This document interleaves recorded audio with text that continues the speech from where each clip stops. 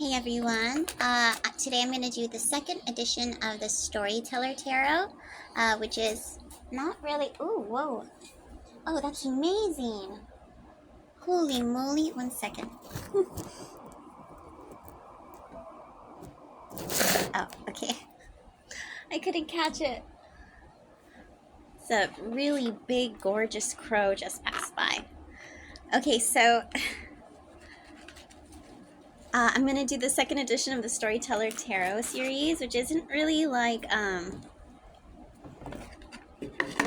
mean, it's just telling stories. It's like a little chat. I just use the images to kind of trigger a memory of sorts.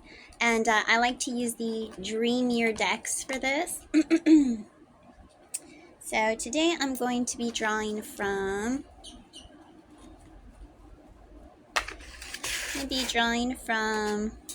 Tarot of the She.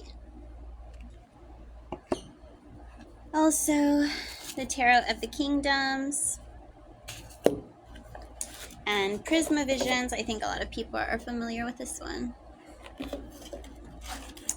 So, let's see what memories we can dig up, and if there's any synchronicity for you here today, any pertinent messages for you.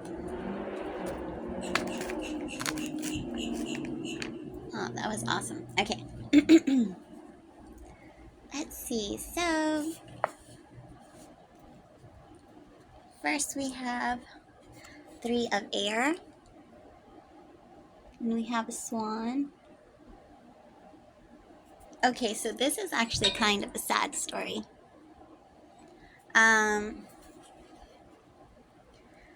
There is in one of my homes, not here, I bought a pair of swans, and I had them like one in front of the other, and they represented me and another person for me, and I put them in a way so that I would always see them from outside my bedroom window, and they were beautiful. They were a great decoration. And then once, while we were physically apart, because this person traveled quite a lot, one of the swans fell off, and it got lost in some bushes underneath, and I saw that and I thought, oh God, I really hope this isn't some terrible sign, because, well, I tend to have very strong synchronicity, and I've always been very psychic, though I repressed it for a long time because I didn't want to be a weirdo, I guess. And then, I don't know, I kind of just let it out. So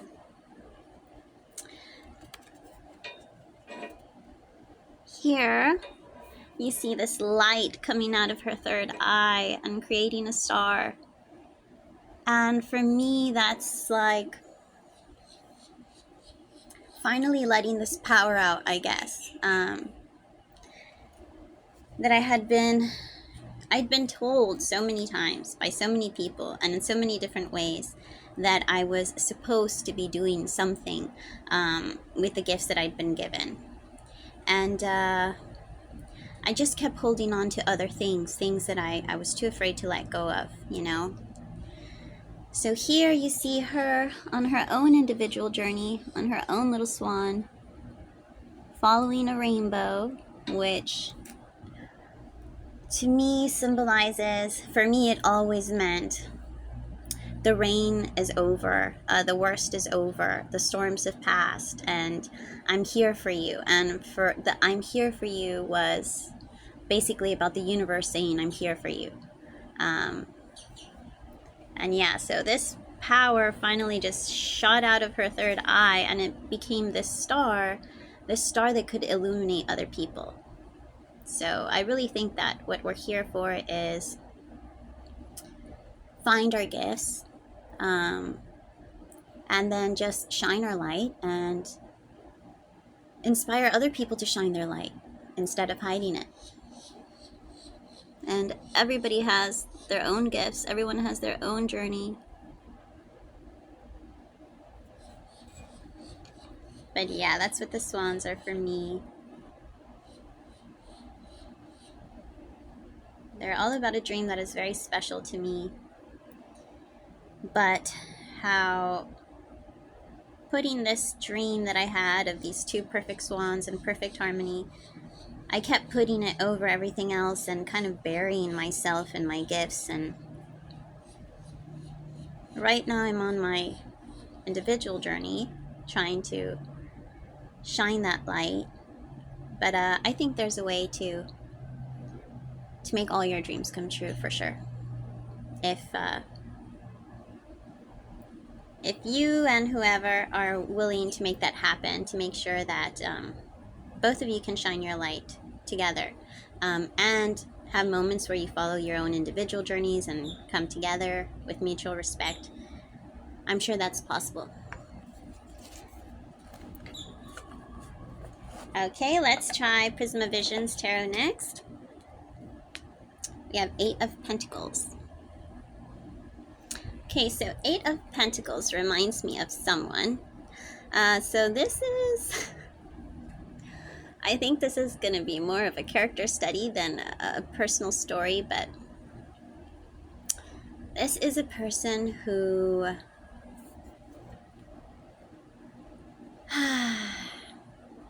you would say at first you feel extremely guilty ever trying to put boundaries with this person, because they will always do so much for you. They do so much for you that it brings you intense guilt to put boundaries with them. But the thing is, this person's love is really desperation, intense desperation. And it's a need to dominate and a need to control. And being with this person is like a constant assault on your psyche, where it's like they want you to think, they want you to feel, they want you to do as they think, feel, do. So they just don't have an understanding of boundaries. So this is someone that at first I was so afraid to put boundaries with, because I'm an empath. I know a lot of people say that. Being an empath is not the greatest thing in the world. You have a tendency to live vicariously through others, get enmeshed in their feelings, get lost in them, and focus on trying to heal or help or understand others instead of trying to heal or help and understand yourself. So it's like an escapism, and it's like this desire to not feel alone. And it can become your superpower. You know, the shadow is the key is definitely true. It absolutely can become your superpower. But anyway, being highly empathic, and not having a strong sense of self, just kind of always letting my aura just surround everything and everyone, which also comes from, I think, psychic skills. Strong psychic skills really come from very nervous people. I think strong psychic skills come from an intense need to survive toxic environments. So it's like your environment is so chaotic and unpredictable that you learn to pay attention to so much. It's like you're constantly putting all your feelers out, every possible sense that you have. And you're putting these senses out so that you can know, can I be safe? Can I be secure? What is this person's mood right now? What does this person think about me right now? What are they going to do right now? So I think, you know, psychic skills can come from being in a pressure cooker for a long time. So anyway, these personal issues of mine, when I first met this person and I had to live with them for a period of time, it was so hard for me to put up those boundaries. But damn it, if this person didn't force me to really learn to put those boundaries up, because they were just constantly. And the thing is, this is the kind of person that could really get away with it, because I've done so much for you. you owe me. So this is really disguised as love, but it's control. And it's like, I give you all this, but my expectation is that you are going to do what I say, and that you're going to return this to me in the way that I demand at the time that I demand. So this is really just control. This is neediness. This is desperation, and it's just intense constantly. And this is definitely a form of emotional abuse. And people who grow up, who have a childhood with people like this, I can't imagine. I really, really can't imagine that. But yeah, so I learned to put up very firm boundaries, and I started being like what I would consider rude. And to me, of course, rude is just being not intensely sensitive to everyone's feelings, not adapting myself to everyone's feelings, but just saying what I want and think and feel when I want and think and feel it. So to me, I'm learning to change that. That was rude. So I learned to be really rude and direct and firm with this person.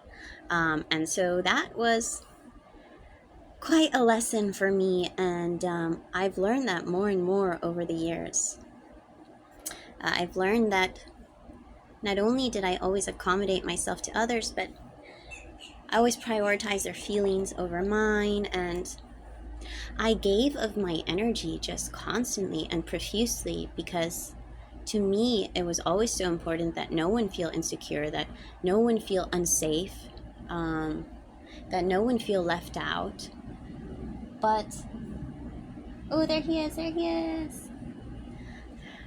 But the problem is I was always sacrificing my own feelings and then kind of losing touch with them completely in order to do this.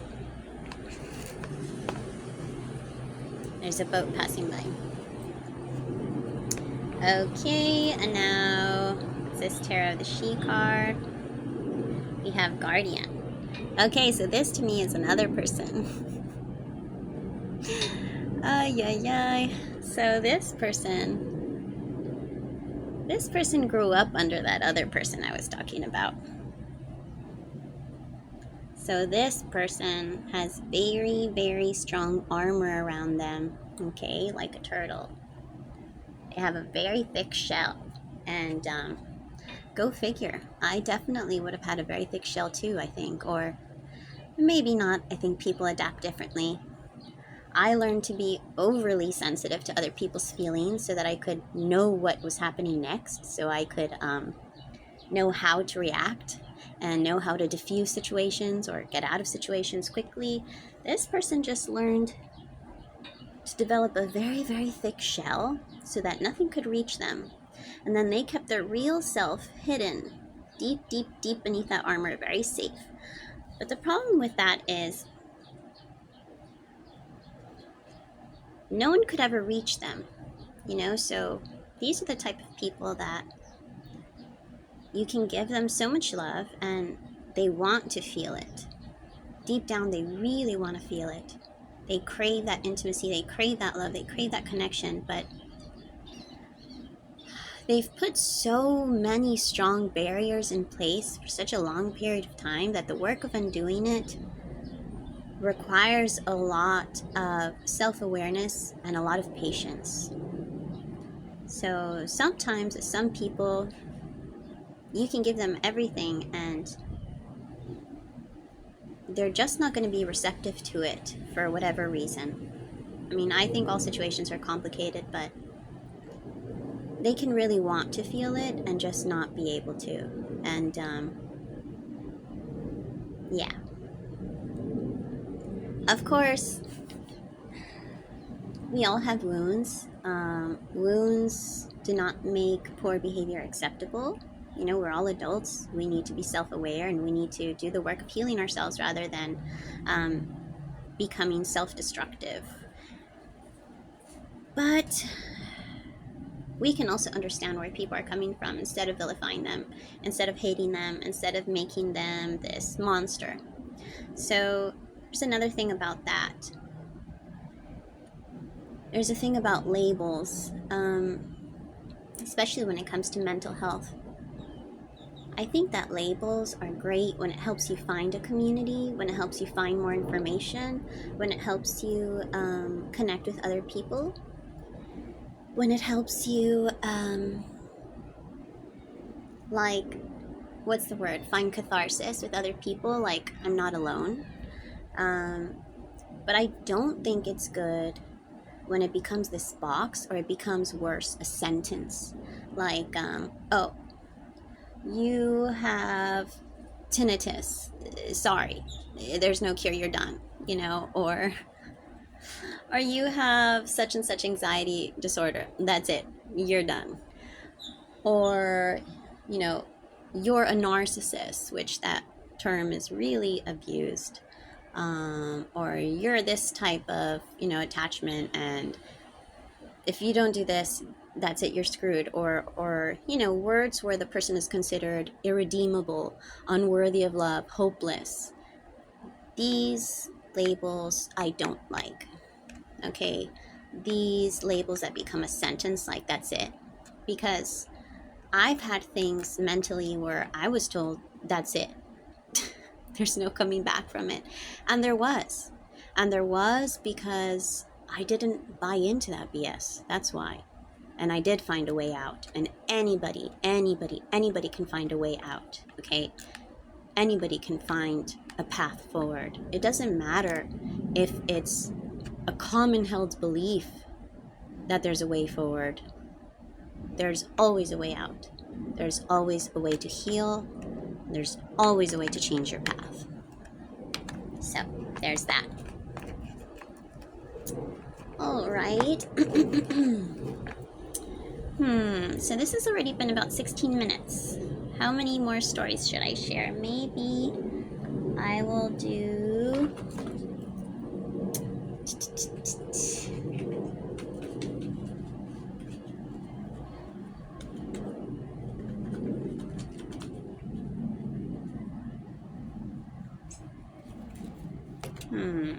Maybe I will just do a short 3-card reading.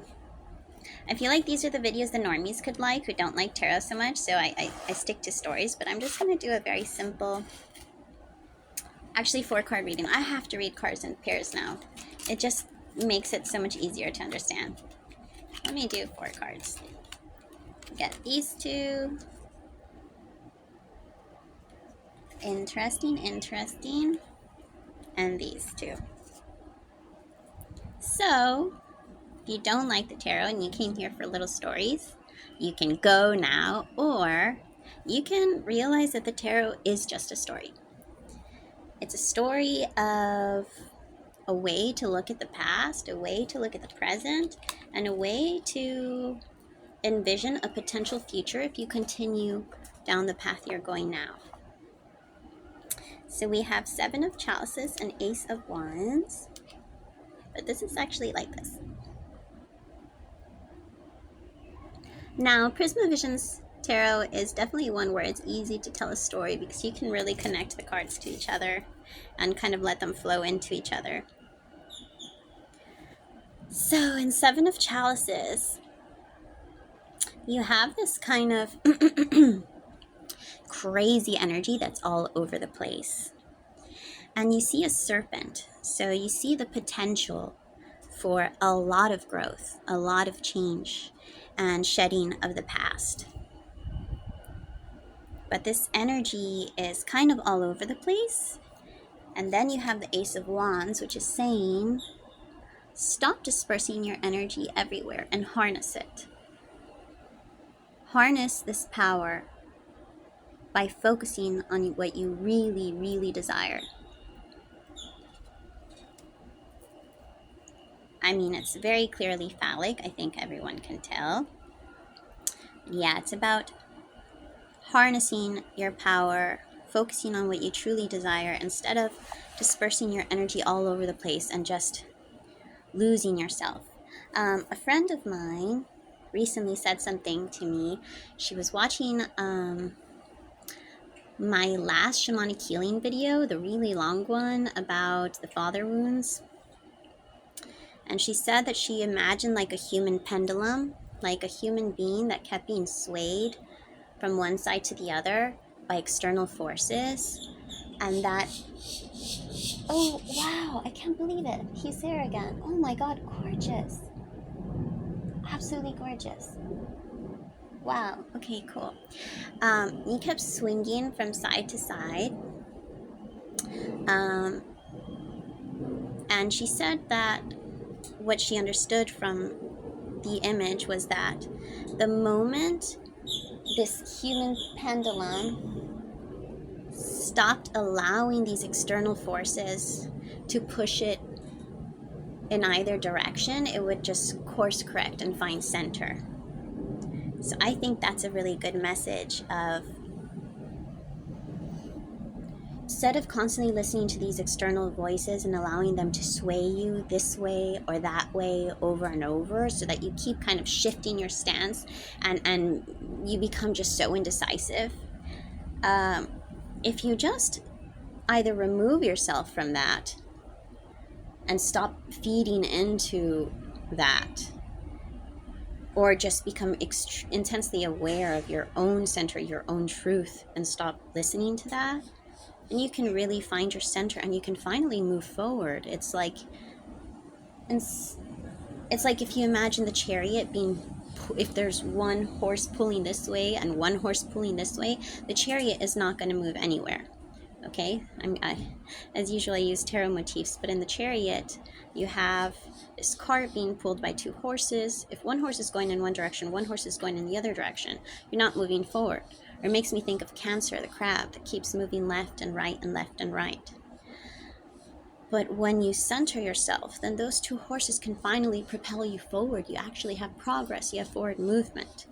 Okay, and now, oh my, ooh, okay, what is going on here? We have the Hanged Man, and we have the King of Pentacles. Okay, wow, I really like the energy here. This is very intense. This is very masculine energy here in this card for sure. Okay, wow, I love this. Okay, so here, whew, we have the Hanged Man. Looks a bit like he's drowning. He's lost in the fields. It looks like this is somebody who maybe kind of fears their emotions, pushes away their emotions a lot. So being in these waters feels very unsafe to them, okay? You can see the piranhas. For some of us, tapping into our emotions, if we've been pushing them away for so long, feels so dangerous. And when you first dive in there, it feels like such an extraordinary pushback, okay? I'm not this type of person, really. Well, I am in a way, actually. But whenever I'm doing something that's against what I've been doing for so long, whenever I'm trying to break a habit, I will feel just excruciating anxiety over it for a certain period of time, and I just have to keep going and going and going until those alarm bells, those sirens in your head finally turn off. Okay, and these alarm bells, they're not really, they're very chatty today. Now, these alarm bells, they're not really there. It's not really a sign like turn back. It's just your own internal alarm system, your own nervous system that is so attached to a certain way of being and doing things that it just starts freaking out when there's really nothing to freak out over. Okay, so when you do something new, maybe that's going within and tapping into your emotions, or maybe it's something else, the anxiety is going to be really intense at first, but once you push past that, damn, you're going to feel so good, because you're going to be reclaiming this energy that you've been wasting in an old stuck pattern, an old stuck way of being that just is not working for you anymore, and you're going to feel really free. Okay, so whoever you are, diving into your emotions for the first time in a long time and it feels so dangerous, I am very proud of you and I think that you are amazing. And it's going to feel really dangerous and crazy and scary at first, but you're going to feel so good afterward. Just ignore those alarm bells. You might think they're there to keep you safe, but they're really there to keep you stuck. Okay? Because I think the ego is a seed. Okay? And your soul is like the plant that needs to break out of the seed. So the ego wants to protect you, but it can also suffocate you. Okay, I think in a life, we're going to have many, many, many ego deaths as we continue to grow, because death is a very natural part of life.